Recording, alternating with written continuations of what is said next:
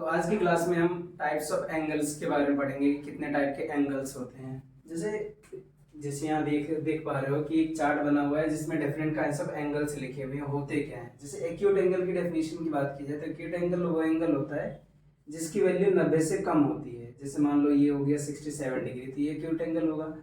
Right angle क्या होगा? एक ऐसा एंगल जिसकी वैल्यू एग्जैक्ट 90 डिग्री की हो तो उसे राइट एंगल बोलते हैं। और ऑब्ट्यूज एंगल वो एंगल होता है जिसकी वैल्यू 90 से तो ज्यादा हो लेकिन 180 से कम हो तो उसे हम ऑब्ट्यूज एंगल बोलते हैं। स्ट्रेट एंगल वो एंगल होता है जिसकी वैल्यू एग्जैक्ट 180 हो। रिफ्लेक्स एंगल वो एंगल होता है जिसकी वैल्यू 180 से तो ज्यादा हो बट 360 से कम हो, उसे रिफ्लेक्स एंगल बोलते हैं। और कंप्लीट एंगल वो एंगल होता है जिसकी वैल्यू एकदम 360 डिग्री हो, 360 हो, उसे हम कंप्लीट एंगल बोलते हैं।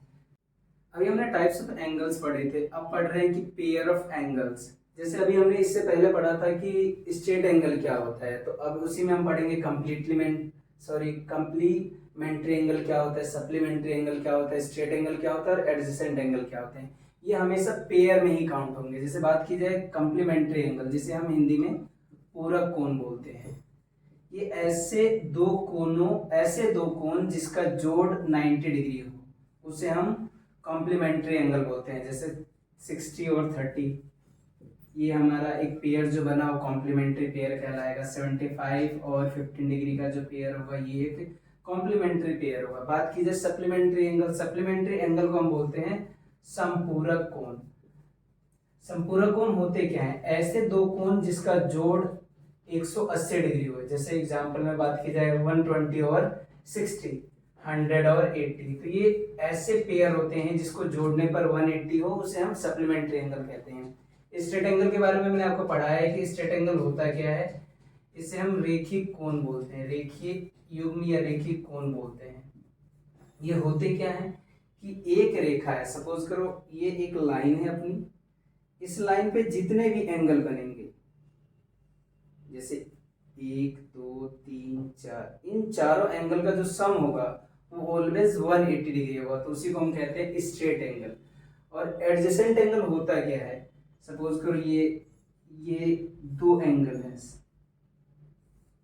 तो इस एडजेसेंट एंगल की प्रॉपर्टी क्या होती है कि वो दो एंगल जिसमें एक साइड कॉमन हो, एक पॉइंट कॉमन हो, और जो साइड कॉमन नहीं है वो एक दूसरे के उल्टी तरफ हो। सपोज किया जाए कि ये हमारा जो एंगल्स हैं इनके नाम लिख देते हैं, एंगल AOB और एंगल BOC।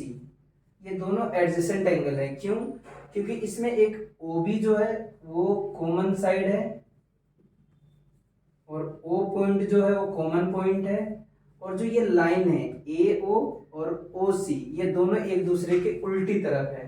तो ये ही प्रॉपर्टीज होती है एडजेसेंट एंगल की। तो एडजेसेंट एंगल की क्या प्रॉपर्टी होती है कि एक साइड कॉमन होना चाहिए, एक पॉइंट कॉमन होना चाहिए, और जो साइड कॉमन नहीं है वो एक दूसरे के अपोजिट साइड है, उसी को कहते हैं हम एडजेसेंट एंगल। और ये जो बड़ा वाला एंगल फॉर्म हुआ है जिसे बोलेंगे AOC जो एंगल होगा वो इन दोनों एंगल के सम के बराबर होगा। AOB प्लस BOC के इक्वल होगा।